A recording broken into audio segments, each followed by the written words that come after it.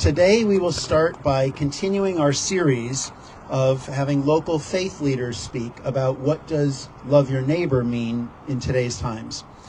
Please welcome back to Justice Southbury, the rector of St. Paul's Episcopal Church in Woodbury, Reverend Tuesday Rupp. Woo!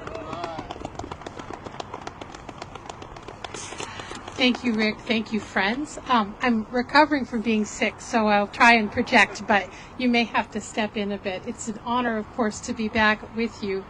And I just wanted to give a brief word. Love your neighbor for so many of us in faith communities is the cornerstone of why we gather, why we worship, and what grounds our faith, our life, our beliefs.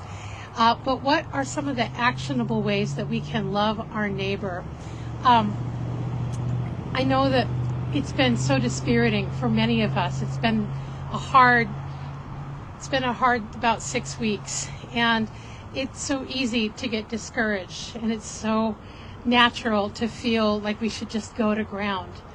But because we are a community committed to the act of loving our neighbor, then it's good to remember that there are things that we can do.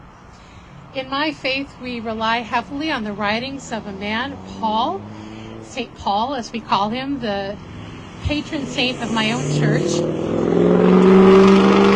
And Paul talks about spiritual gifts. I really like that list. Spiritual gifts, sort of innate qualities that each one of us has. Not all of us have the same ones, but we need all of the gifts that we have together to do the work that we are made and called to do, the long haul work of loving one another.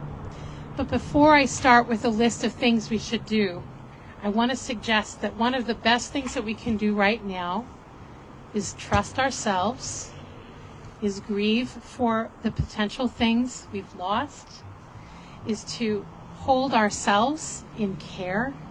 It's so good to care for ourselves. You cannot do this hard work by just going. So remember that rest is a critical part of nonviolent resistance. And here are some of the things that we can do. I want to say that this is not my own list, because when I was facing my own sense of grief and uncertainty and despair, not only as an individual person, but as a faith leader and a part of this community, I found great resources. One is my favorite, called from a website called Waging Nonviolence, wagingnonviolence.org. And they have 10 really, I recommend this to you, 10 things that we can do in the wake of the election, but I'm going to boil them down to 4. And this has to do with what is your gift? What are your interests and what is your calling? And I bet each one of us has something that fits into what makes a loving, safe community in a time where these things are being threatened. So here's the four things that we can work toward. One is protecting people.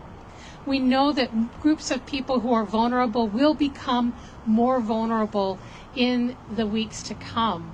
We know that because there will be fewer protections, either made or upheld. We know that funding from certain programs, national funding, will dissolve. And that's an important thing to remember.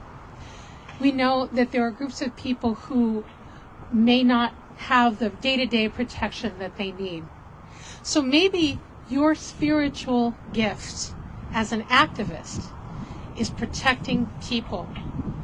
That's about harm reduction. That's about protecting targeted people. Maybe there will be times and places where we need to provide shelter for those who seek refuge more than usual. Maybe that's your spiritual gift. It's been done before.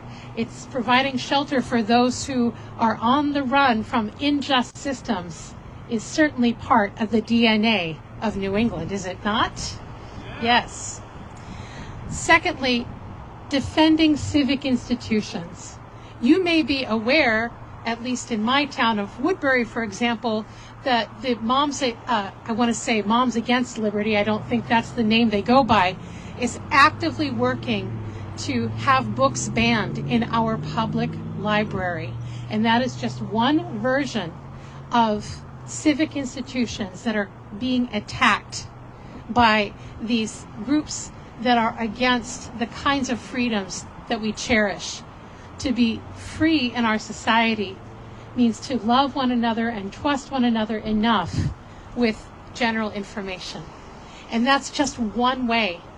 We see that defunding of schools and certain programs are slowly choking the life out of civic institutions that are essential for the well-being of so many. That's part of the agenda of Project 2025, and even some less articulated but equally as deeply experienced movements. So part of our work as activists is to continue to defend civic institutions. No civic institution is perfect. All of us and all of our institutions are messy, but we know that we're looking toward the best common good. So this is another thing that we can do. We want to safeguard elections. We want to safeguard environmental protections. We want to safeguard free public education that is of the highest quality in all neighborhoods and not just the wealthiest ones. Some of us have the spiritual gift of disruption and disobedience. If you've met my husband, the Reverend Tony Lorenzen, this is his spiritual gift. And some of us are good disruptors. Some of us follow in the footsteps of the sainted John Lewis, making good trouble. Maybe that is your gift in this time, and you know how to do it. You're strategizing acts to support. You're helping people learn how to protest safely. You're learning the skills and techniques, because skill is involved in this work. This is something where leaning on experience is going to help. And finally, and this is my spiritual gift, is building alternatives. One of the most important things that we can do right now is to create, maintain, sustain safe, loving, open communities, particularly in places where there are more vulnerable people. And I would posit that for some of us, we might have to look around to see who is my neighbor, who needs that kind of safety and protection in this moment. And how are we creating meaningful, safe places, meaningful, loving, creative, joyful spaces for all of our neighbors to be, especially in times where people need protection, where institutions are being threatened. What are the alternative communities that we are creating to help provide for the things that should be provided by an entire nation, but some, a minority, believe should not? Loving our neighbor is tactile. You can feel it. It is impactful. Others can feel it. It is something that we do much more than something that we say. I always like, and I'll close with the words attributed to St. Francis of Assisi. Preach the gospel, for those of us for whom this is meaningful. I will say preach love, using words if necessary.